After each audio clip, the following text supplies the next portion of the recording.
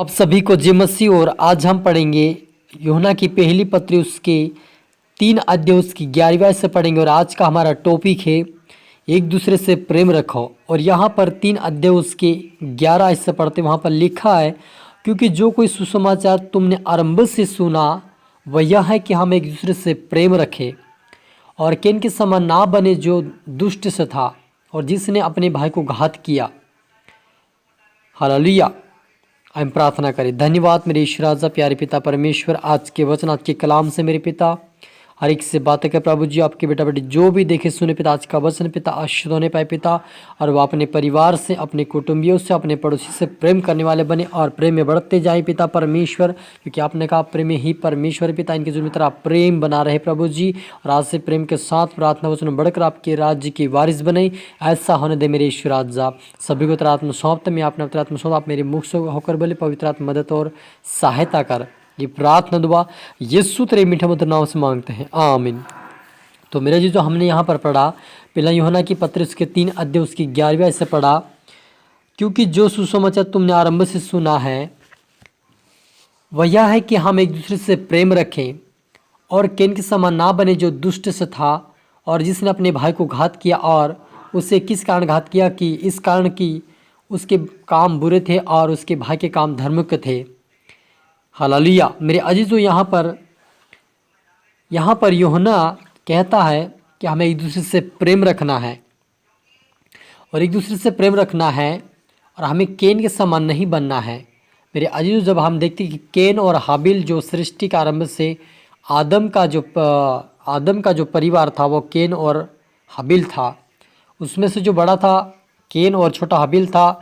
और जो कैन था वो परमेश्वर के भेंट के लिए उन्होंने कुछ, वो किसान था इसलिए कुछ उसके जो भी धान था उसमें से ले गया, और जो हाबिल था भेड़ बकरी को चरवाता इसलिए अच्छा सा भेड़ ले गया। तो परमेश्वर ने सबसे पहले हाबिल की भेंट को ग्रहण कर लिया, और इसी कारण से उस भाई ने जो कैन था उसके प्रति गुस्सा करने लगा, उसके प्रति बैर करने लगा। तब परमेश्वर ने कहा, क्या तू यदि भला करे तो क्या तेरी भेंट ग्रहण नहीं की जाएगी? हालेलुया। और यदि तू इस प्रकार से गुस्सा करेगा तो द्वार पे पाप छिपा रहता है और वो तेरी ओर लालसा करेगा और तू उसकी ओर प्रभुता करेगा, तेरे ऊपर वो प्रभुता करेगा।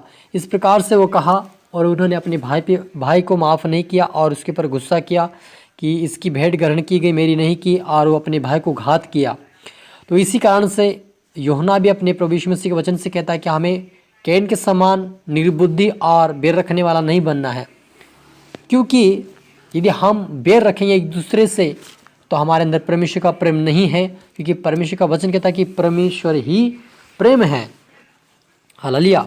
यानी कि प्रेम ही परमेश्वर है, प्रेम ही परमेश्वर है और परमेश्वर ही प्रेम है। तो यहाँ पर आगे लिखा कि हे भाइयों, यदि संसार तुमसे बैर रखता है तो अचंभ ना करना, हम जानते कि हम मृत्यु से पार होकर जीवन में पहुँचे हैं, क्योंकि हम भाइयों से प्रेम रखते हैं। जो प्रेम नहीं रखता वह मृत्यु की दशा में रहता है। हालेलुया।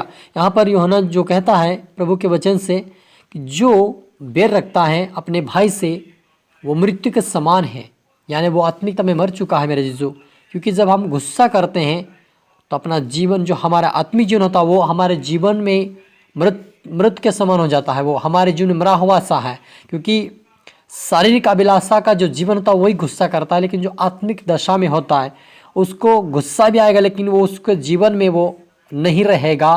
कुछ समय के लिए, चंद सेकेंड के लिए आ सकता है उसके जीवन में गुस्सा, लेकिन वो परमेश्वर उसके जीवन में नहीं रहने देगा, क्योंकि परमेश्वर गुस्से से बैर करता है, नफरत करता है, लेकिन जो प्रेम करता है उससे परमेश्वर भी प्रेम करता है। इसलिए यहाँ पर मुझे भी एक दूसरे से प्रेम करना है, अपने पड़ोसी से, अपने कुटुंबियों से, अपने भाई से प्रेम रखे। वो प्रेम का मतलब ये मेरे जीजों कि हमें एक दूसरे से मेल मिलाप रखें। क्योंकि बहुत सारे लोग क्या करते हैं कि जब उनके जीवन में कुछ तानाशाही उनके बीच में कुछ हो जाते हैं या कुछ वाद विवाद उनके झगड़ा हो जाते हैं, तो उस परिवार से वो मुंह मोड़ लेते हैं और वो नफरत करने लगते हैं और उनसे मेल मिलाप नहीं रखते कि मुझे ये बुरा भला कहा करके उससे माफ़ नहीं करता है। तो ऐसे लोगों को परमेश्वर कहता है कि तुम एक दूसरे से प्रेम रखो और मेल मिलाप रखो। क्योंकि मेरे अजीजों, हम देखते कि यीशु मसीह हम जितने पापी थे, जिनका पाप क्षमा होना नामुमकिन था, लेकिन उसी पाप को प्रभु यीशु मसीह ने, यानी कि हमारे पापों को प्रभु यीशु मसीह ने क्षमा कर दिया और हमें प्रेम करता अपने गले से लगाता है। वैसा हमें भी दूसरों को यदि गलती गुनाह भी कर दे, कोई अनजान में या उससे जानबूझकर भी कोई गलती हो, तो उसे क्षमा करें, उसको समझाए, उससे प्रेम करें, ताकि उस प्रेम के द्वारा उसका जीवन बच जाए। और यदि हम दूसरों को माफ़ नहीं करेंगे, दूसरों से प्रेम नहीं करेंगे, तो हमें भी माफ़ी नहीं मिलेगी और हमें भी परमेश्वर का प्रेम नहीं मिलेगा। क्योंकि हम जब दूसरों को देते हैं, प्रेम करते हैं, तब हम परमेश्वर भी हमसे प्रेम करता है। क्योंकि प्रभु ने कहा कि जैसे तुम बोओगे वैसे तुम काटोगे। यदि हम प्रेम करेंगे, प्रेम की भाषा बोलेंगे, प्रेम को बोएंगे, तो हमेशा हम उस प्रेम को काटेंगे और वही प्रेम हमें परमेश्वर हमसे करेगा। इसलिए प्रभु यीशु मसीह का वचन कहता है कि एक दूसरे से प्रेम रखो, एक दूसरे से मेल मिलाप रखो, पड़ोसी से प्रेम रखो, केन के समान ना बने। क्योंकि केन दुष्ट के समान था, गुस्सा किया और गुस्सा इतना गुस्सा किया कि अपने भाई को घात कर दिया, नष्ट कर दिया, उसको मृत्यु नींद सुला दिया। वैसा हमें भी नहीं बना, लेकिन हमें नम्रता और दीनता से आगे बढ़ते हुए प्रभु की भक्ति आराधना करते हुए एक दूसरे से प्रेम करें, ताकि हम स्वर्गीय राज्य के वारिस बन जाए। हालेलुया। हम प्रार्थना करें। धन्यवाद मेरे अब्बा पिता परमेश्वर खुदाबंद प्यार प्रभु जी, यहाँ पर यूहन्ना आपके वचन से कहता मेरे पिता कि एक दूसरे से प्रेम करें मेरे पिता। सचमुच मेरे पिता हमें नम्र और दीन बना प्रभु जी। मेरे यीशु मसीह पिता, आप इतना बड़े महान प्रभु कि आपके गाल पे थप्पड़ मारा, आपने प्रभु उससे कुछ जवाब नहीं दिया। वैसे ही पिता हमें एक दूसरे से प्रेम करने वाला, एक दूसरे को माफ़ी करने वाले बन जाए मेरे पिता। और आपके बेटा बेटी जितने देख रहे सुन रहे प्रभु जी, आज के वचन से वो आशीष पाए मेरे पिता, और नम्र और दिन हो जाए मेरे पिता। एक दूसरे से प्रेम करने वाले बने, नम्र बने, एक दूसरे की मदद करने वाले बने, एक दूसरे को माफ़ करने वाले बने और आशीष का बने पिता। परमेश्वर के जीवन में आज का वचन प्रभु बदलाव लेकर आए पिता। इनका जीवन, इनका परिवार पूरी तरह से बदले, उनके बीच में तेरा प्रेम की आत्मा पिता परमेश्वर कार्य करने पाए और ये प्रेम में बढ़कर आपके राज्य की वारिस बने। सामने दे मेरे ईश्वर राजा, सभी को तेरा आत्मा सौंपते मेरे पिता। यीशु मसीह आप मेरे मुख शक्र बोला मेरे पिता, और मैं अपना पुत्र आत्मा देते हुए प्रार्थना दुआ यीशु तेरे मीठे मधुर नाम से मांगते हैं, आमीन। तो मेरे अजीजों, मैं आशा करता हूं इस वचन से प्रभु आपसे बातें किया होगा और आप इसे दोबारा सुने, लाइक करें, शेयर करें, सब्सक्राइब करें, ताकि प्रभु आपको दुगनी आशीष दे।